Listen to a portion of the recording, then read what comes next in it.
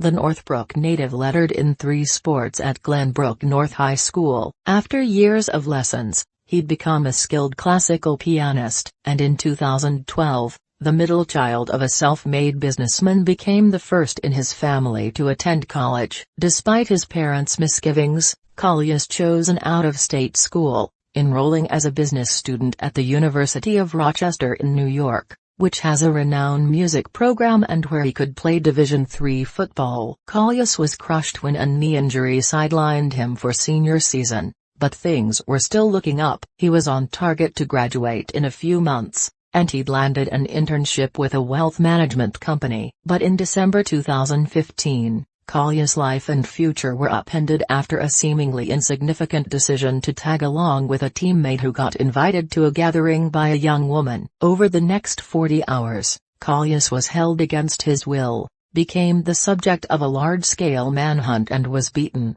shot, sexually assaulted and tortured. "I've been at the district attorney's office 6 years, 4 in the Violent Felony Bureau, Monroe County, NY," Assistant District Attorney Christine Callanan said. "The facts and circumstances of this case are unlike anything I have seen and unlike anything I will ever see again." Masked men with weapons. On December 4, 2015, Collius had just left his internship in Rochester and met up with a college friend for the evening. The friend had been exchanging Facebook messages with a young woman and asked if Collius wanted to meet up with her and her friend. After midnight, the 2 women arrived and persuaded Collius and his friend to accompany them to their place. The friend, who lives in the Naperville area, declined to comment and asked not to be named, having heard regular warnings about off-campus crime targeting students. Collius, now 23, said he generally stuck to the university area. On this night,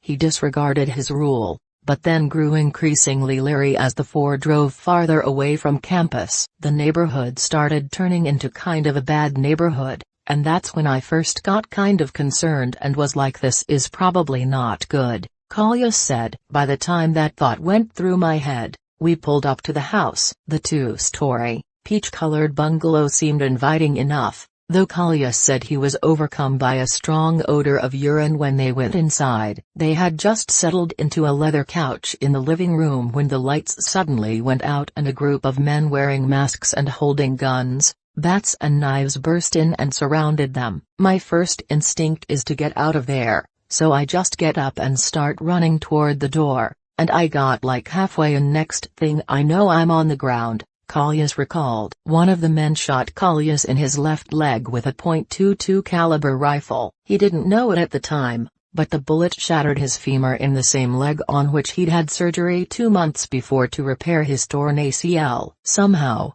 Collius willed himself to his feet and hobbled to the front door, but the women he'd arrived with held the door shut. The next thing he remembers, he was clubbed over the head and dragged into the bathroom. "I was just like, what's going on?" said Collius, who is speaking publicly at length for the first time about the ordeal. "Who are these people?"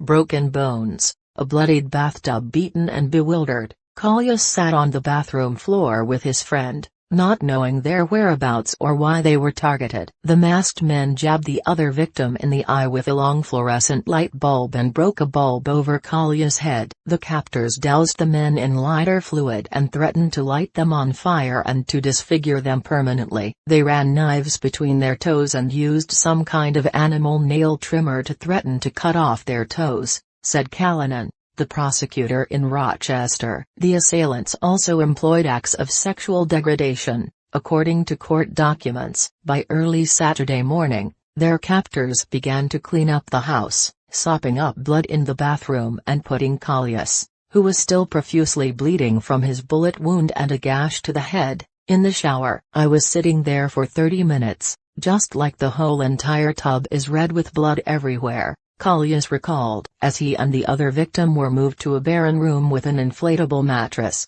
Collius began to ponder his surroundings: the chair in which he sat in the shower, the crutches sitting idly by, and the pain medication given to them by one masked man. The captors had nicknames, like Sky and Scrap. Each had a different role, including one man who was almost exclusively their warden and caretaker, according to Collius and court records. Despite the torture, Collius said he felt no physical pain during the ordeal, crediting adrenaline and a survival instinct. He was concerned about how much his head was bleeding, but he said he recalled thinking, "At first, I'm not going to give up without a fight. I'm not going to close my eyes.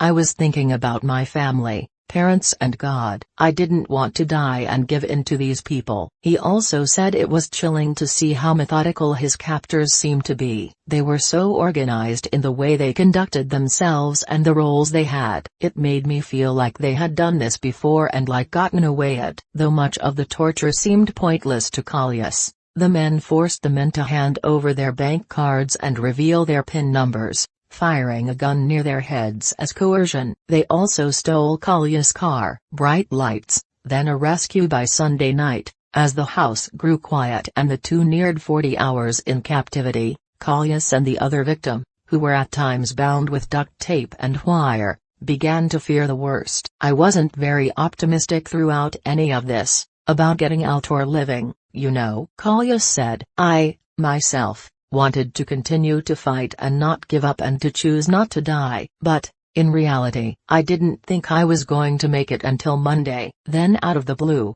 one of the captors who'd been watching over them entered the room, no longer wearing his mask. Without explanation, he began undoing the bindings around Collius' legs and hands and told him he was free to go. Collius was incredulous. He recalled thinking that his leg was in two pieces and, "I can't go anywhere." Seconds later, though, the entire house suddenly lit up. Collius said at first he thought his abductors were burning down the house. It turned out to be a SWAT team, who had detonated explosive devices to blast their way into the house. The SWAT team, donning tactical gear and armed with assault rifles, located Collius and the other victim in the bedroom, now riddled with bullet holes and littered with shell casings, Callanan said. Later, Collius learned that relatives and friends had reported the pair missing, and a massive hunt ensued. Paramedics rushed a naked Collius into an ambulance as neighbors gathered around the scene. Once he arrived at the hospital,